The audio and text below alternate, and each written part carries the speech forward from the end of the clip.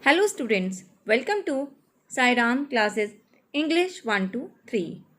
In today's video, we are going to do the chapter Glimpses of India. In there, as I've told you already that there are three parts of this story. In this video, we will only discuss first part of the story, A Baker of Goa. In previous video, we had done summary of this chapter. Now we will do line by line explanation. So, let's start the chapter. Introduction of the chapter. Before explaining the chapter, I will tell you about the introduction of the chapter. A baker from Goa. This story revolves around the relevance of a baker in the Goa culture, which dates back to the time when Portuguese ruled over the city of Goa.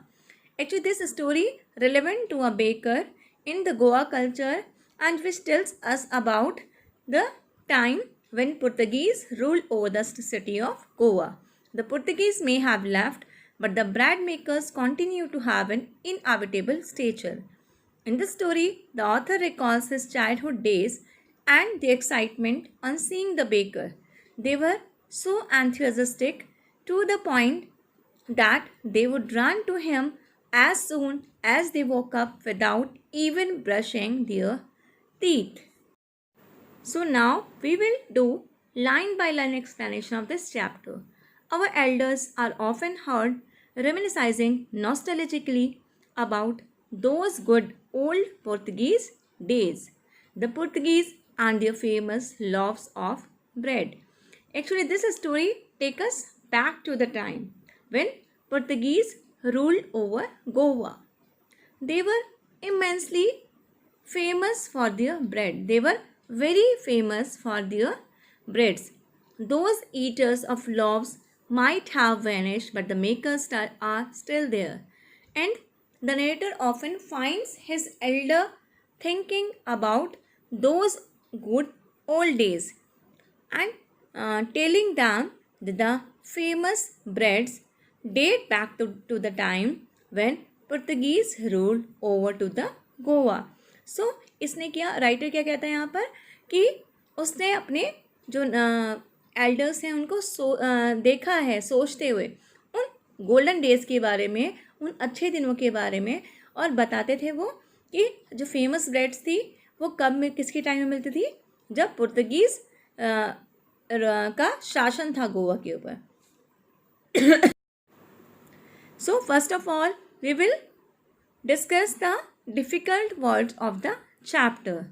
First one is reminiscing nostalgically. It means thinking fondly of the past, thinking about the past. Loaves.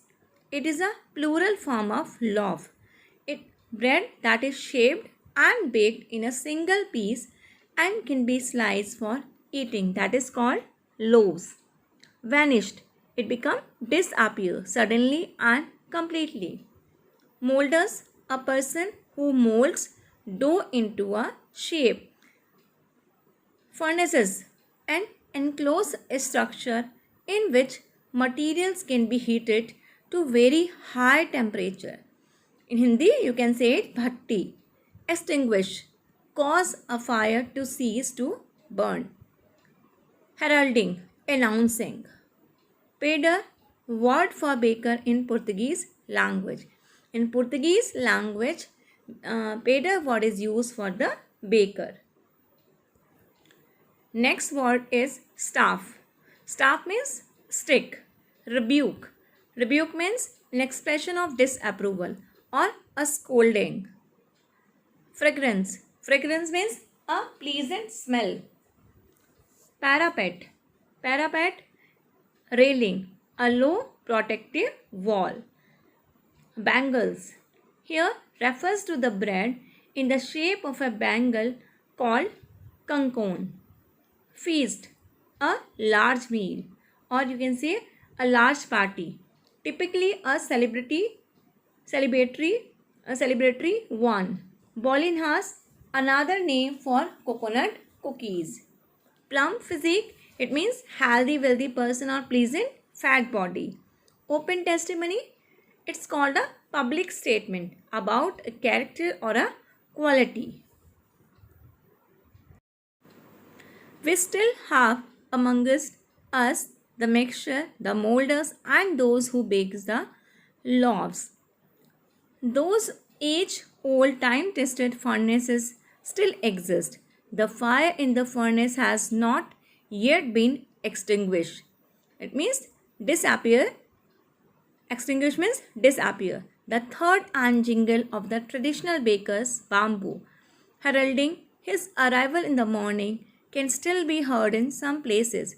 Maybe the father is not alive, but the son still carries on the family profession. These bakers are even today known as Peder in Goa. So, the writer is saying here that uh, their ancestors ponder over the past and tell them that though the Portuguese have left Goa, but the bakers of bread still there in Goa, and if not the original ones, but their legacy is being continued by their sons. Maybe their father has left the world, but their son or their sons are still continuing in that business, same business. The baker is still being referred to as peders. आज भी उनको पेडर्स के नाम से गोवा में जाना जाता है. Everything about baking is still the same. Everything same. It means same molders are there, mixers are there, and the person who bakes the loaves are still there in Goa. Every and ranging from those who mold the bread loaves to the furnaces which have survived the ravage of time. The sound of their arrival and the thud of their bamboo stick, जो sound था उनके bamboo stick का, can still be heard in Goa, just like the olden days. During our childhood in Goa, the baker used to be our friend, companion, and guide. He used to come at least twice a day. Once when he set out in the morning on his selling round, and then again when he returned after emptying his huge basket. It means the narrator recalling the event or recalling his childhood, that the baker acted as their friend and companion during their childhood days in Goa. The baker used to come or used to visit twice a day. Once while he was on the round to sell his loaves in the morning, and the other time while returning back with his empty basket, having sold all the loaves. It means कि जो baker है वो 2 बार आता था. एक बार morning में जब वो अपना सेलिंग करने के लिए आता था लोव्स को, और सेकेंड टाइम जब उसकी बास्केट खाली हो जाती थी तब वो आता था. The jungling third of his bamboo woke us up from sleep, and we ran to meet and greet him. Why was it so? Was it for the love of the loaf? Not at all. The loaves were brought by some Paskin or Bestine. It means the maidservant of the house. What we have longed for were those bread bangles which we chose carefully. Sometime it was sweet bread of special make. And the writer is telling us that sometime it was the time, or it was the sound of his bamboo stick that woke up the children up in the morning. The children were so excited to meet him and choose from the bread bangles or kankon he made especially for the children, while the bangles were for children and loaves were for the adults, that were generally collected by the maid servant of the household, which were called Paskin or Bastine. The baker made his musical entry on the scene with the jang jang sound of his specially made bamboo staff. It means the writer is saying that the baker often made a musical entry with that bamboo stick, and with that stick, the sound of jang jang was produced. One hand supported the basket on his head, and the other banged the bamboo on the ground. He would greet the lady of the house with good morning and then place his basket on the vertical bamboo. We kids would be pushed aside with a mild rebuke. Rebuke means scolding, and the loaves would be delivered to the servant. But we would not give up. We would climb a bench or the parapet and peep into the basket. Somehow, I can still recall the typical fragrance of those loaves. Typical fragrance is that typical good smell of those loaves. Loaves for the elders and the bangles for the children. Then we did not even care to brush our teeth or wash our mouths properly. And why should we? Who would take the trouble of plucking the mango leaf for the toothbrush? Because at that time there were no paste. So they have to pluck the mango leaf or the neem leaf for the toothbrush. And why was it necessary at all? The tiger never brushed his teeth. Hot tea could wash and clean up everything so nicely after all. Now, the narrator is recalling his childhood days, and he was telling that the baker often made a musical entry with a bamboo stick, and one by one hand he supported his basket and on his hat, while the other banged the bamboo on the ground. Then he would go to the house and greet the ladies, wish them before handing them over the laws. And sometimes the parents would scold the children to make them stand aside. But as eager as they were, they would climb a bench or a wall to peep into the basket. Now, the narrative is telling us that sometimes we are scolding by the parents, but we could manage to take the help of a wall or bench to peep into the basket. उसमें झांकने के लिए basket में. And they did not even bother to brush their teeth before having those bread bangles, because it seemed an unnecessary effort for them to pluck mango leaves from the branches to use them for brushing teeth. They considered brushing unnecessary because as a child, they think that hot tea could effortlessly wash their mouth, and they thought that animals like the tiger never brush their teeth. Marriage gifts are meaningless without the sweet bread known as the ball. Just as a party or a feast loses its charm without bread. Here, the author is trying to make us understand that marriage gifts are meaningless. They are worthless without the sweet bread. If the bread is not there as a gift, all the gifts are worthless. And just a party or a feast loses charm without bread. If in any party they were not bread, it means that party is not a particular party for them. Not enough can be said to show how important a baker can be for a village. If the bread is so important, then we can easily understand the importance of a baker in the village. The lady of the house must prepare sandwiches on the occasion of her daughter's engagement. This was a custom that who was the lady of the house? She prepared sandwiches on the occasion of her daughter's engagement. Cakes and balinhas are a must for Christmas as well as other festival, as we made gunjia on Holi. So there was a tradition that cakes and balinhas were a must for the Christmas and other festivals. Thus, the presence of the baker's fondness in the village is absolutely essential. The baker or bread seller of those days had a peculiar dress known as the kabai. The baker or the bread seller in those days, they wore unique knee-length frock dresses, and typically it was known as kabai.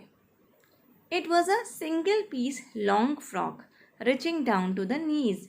In our childhood, we saw bakers wearing a shirt and trousers which were shorter than full length ones and longer than half pants.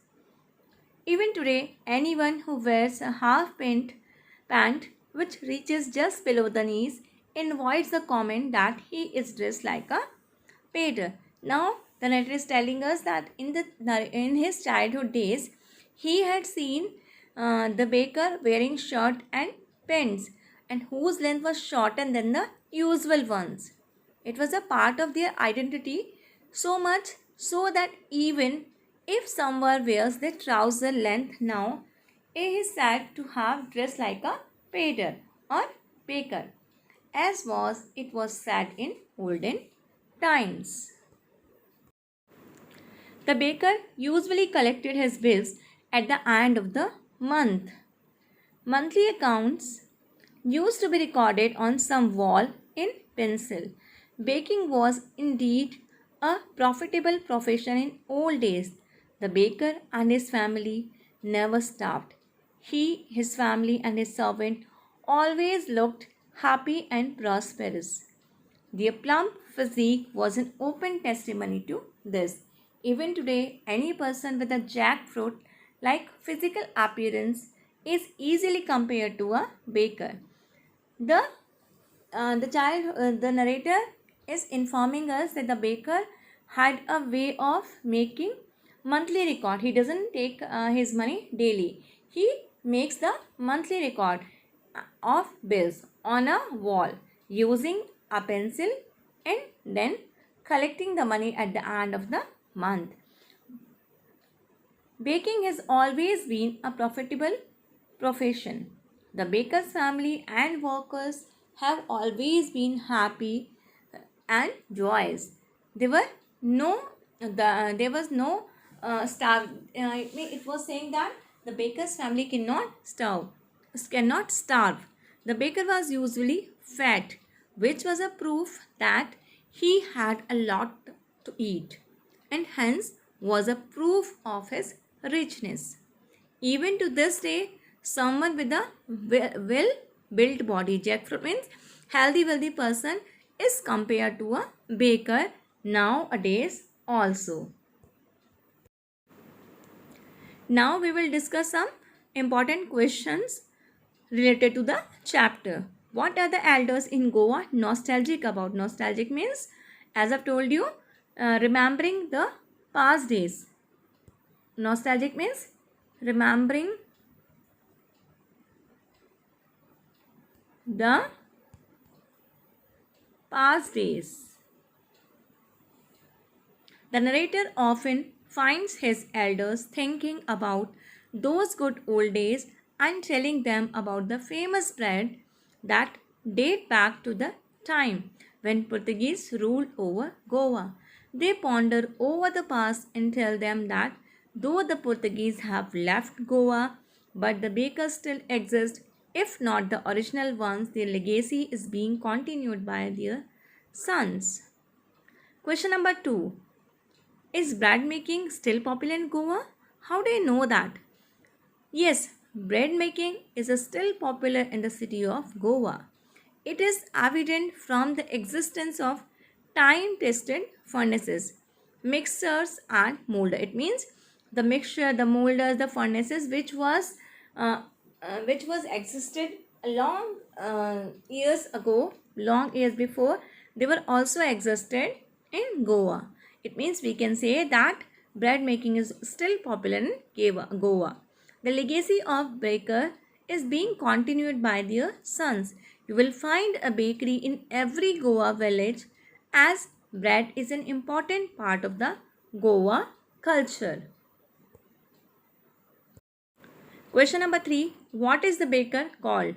The baker is referred to as pader in the city of Goa. Question number 4. When would the baker come every day? Why did the children run to meet him? The baker would come twice every day during the narrator's childhood days. Once in the morning to deliver the loaves of bread, and secondly in the evening on his return after selling his stock. The children would go running to him to take the special bread bangles he made for them. Question number 5. Who invites the comment, he is dressed like a painter, and why? During the latest childhood days, the baker had a peculiar dress. They wore shirts and shorter than usual pants. Thus, if someone is seen wearing parts of this much length, they invite the comment, he is dressed like a painter. Question number 6. Where were the monthly accounts of the baker recorded? The monthly account of the baker were recorded on some wall with a pencil. Question number 7. What does a jackfruit-like appearance mean?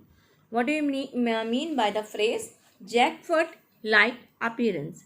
Jackfruit-like appearance means a well-built or plump physique, similar to a jackfruit. In those days, bakers had plump physique because baking was a profitable profession. His family and servants never starved and were prosperous. And now the last question. Is bread an important part of Goan life? How do you know this? Bread is an important part of Goa culture and it is evident from its presence at every important occasion. From sweetbreads at marriages to sandwiches at engagement parties and cakes and bolinas at Christmas, as well as other occasions, makes the presence of a baker in every village very essential. I hope you have understood the lesson. If you have any query or any problem, you can write in the comment section. So, if you like the video, then please like and subscribe the channel for further videos or further updates. Until then, stay home, stay safe.